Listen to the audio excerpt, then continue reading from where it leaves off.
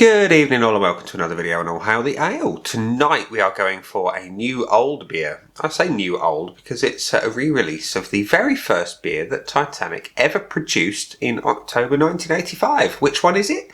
If you know, you know. If not, it's this one. It is Anchor. And Anchor is a bitter amber full-bodied ale weighing in at 4.1%, and as I mentioned, it was the very first beer they ever produced on October the 1st, 1985. It says, originally called Premium, this beer hasn't changed and is still fabulous. It says it's an amber, floral, hoppy and very quaffable, a full-bodied yet bitter ale. To look at it, it says it's pale copper. The aromas are malty, hoppy and floral. The taste is said to be biscuity, floral and hoppy. And the bitterness is 3 out of 5 with a sweetness to match, also 3 out of 5. You've got your usual ingredients of water, malted barley, wheat, malt, hops and yeast, and you've got your specifics listed as well, which is always nice. You've got Maris Otter, Pearl, Wheat and Crystal for your malts, and you've got Hercules, Pilgrim, Goldings, Celia and Fuggles for your hop-tastic experience. So, it's the first time I've had it.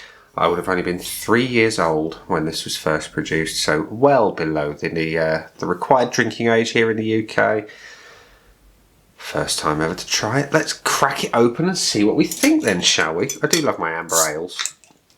I do have a couple of favourites. Will this one be as good? Let's find out. So the pour is... It's lighter than I was expecting. I was expecting a little darker. See if we can get a bit of a head going.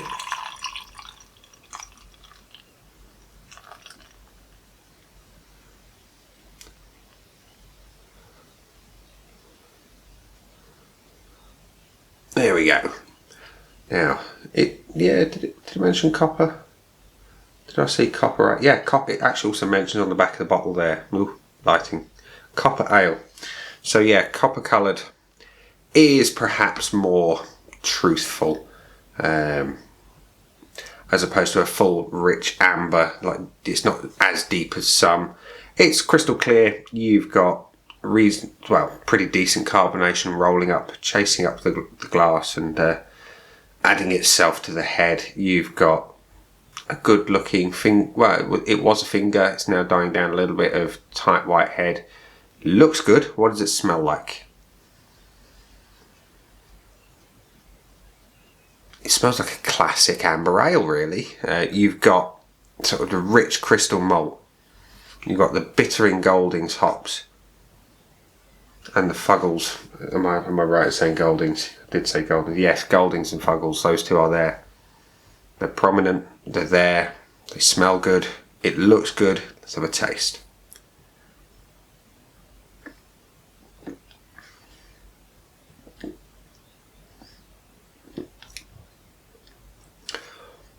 Oh yeah, I'm glad I got a case of these.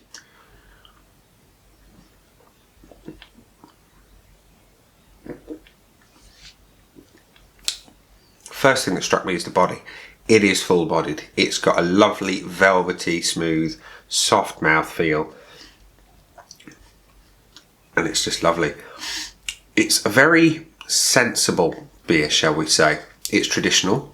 You've got the classic British hops going on. You've got a sweet crystal malt that is prominent. It's a bit alright, this one. This is a beer. You can understand why it was the first one. It's traditional. It's going to be a style that is enjoyed by many. It's tasty, it's light, it's summery. It could easily fit into autumn as well. You know, it's a beer that you could be drinking all year round and not complain at all. It's very easily drunk. It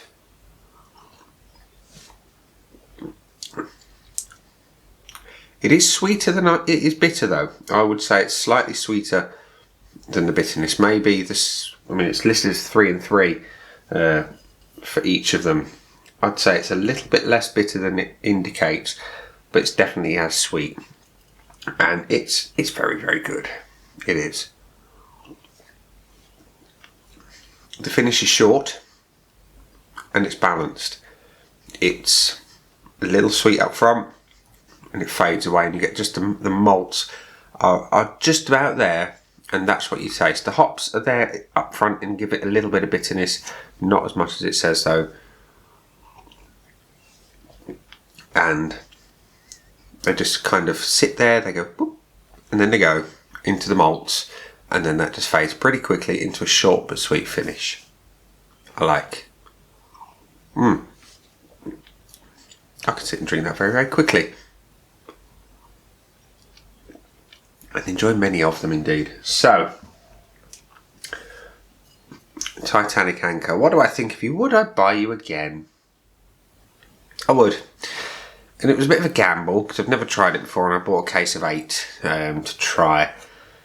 So it's money well spent. Would I rush out and buy it again? I would, and I'll tell you why. It's tasty, first of all. It's a traditional ale, first and foremost. There's none of your kind of adjuncts in there. There's nothing that's going to kind of jump out at you and being, oh, that's not traditional beer. It is the epitome of a traditional ale.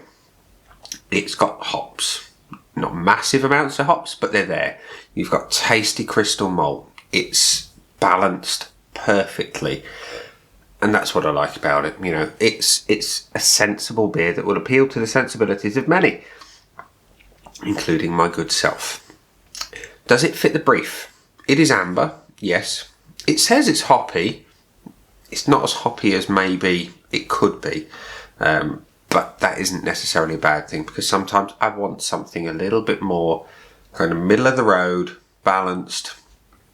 I mean, if you want a hoppy beer from Titanic, go for Iceberg or Steerage. Those are big punch you in the face with a truckload of hops. If you want something more malty, go for something like Captain Smith's. If you want something in the middle, this is your bag. It's got the best bits of all. You know, you've got the hoppiness in a smaller amount of Iceberg and Steerage and White Star. If you like them malty, like the Captain Smith's, then but you want something a little bit more hop forward and a little bit dialed down on sort of the dark fruits, this is your bag. You know, it's a very sensible, tidy ale. So yeah, it says malty, hoppy, floral on the aromas. Let's go back to that. Yeah, it's balanced. It's got a little bit of each. The floral, not so much, and that for me is a good thing because I'm not a huge floral beer fan. And the taste, biscuity, floral and hoppy, I will agree with the biscuit.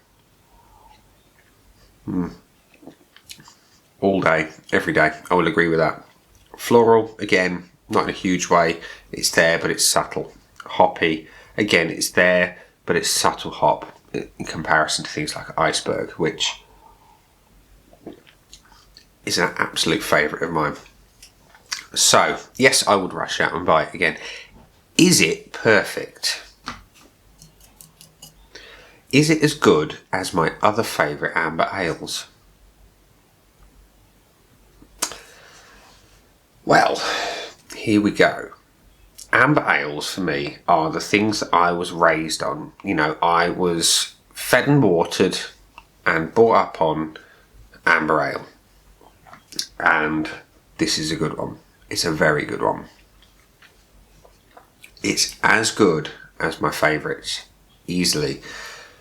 It's got a little bit more of everything than some of them, and not quite so much of other things, again, of some of them. It is exactly as I described it. It's balanced, it's safe, it's sensible, it fits the bill for the style perfectly. So, would I change anything? Excuse me. I would be tempted to, instead of just lifting, if we think of it in audio terms, instead of lifting the bass or the treble or just the mid-range, I'd just give it a subtle boost overall. I'd give it a little bit more hop, a little bit more of perhaps a chocolate malt, just something, just to add something in there. That's it. That's all I'd do. That is all I'd do. So with that in mind, I will give Anchor from Titanic Brewery 4 3/4 out of 5 on the old Untapped score sheet, which is damn fine indeed. So, by now you know exactly where we are at the video. You know exactly what's coming. Yep, it's that section where I tell you all about the buttons down there. You've got the like, comment, dislike, and subscribe. Choose any combination of them as you wish. If you tried Anchor, if you've tried the original premium back in the day, let me know in the comments section. I'd love to know what you thought of it back then. If you tried the old one and the new version, again, that would be fantastic to know as well. On that note, I'm going to go drink even the rest of this beer, and I will see you again soon. That's been a beer. I've been me. Ciao for now.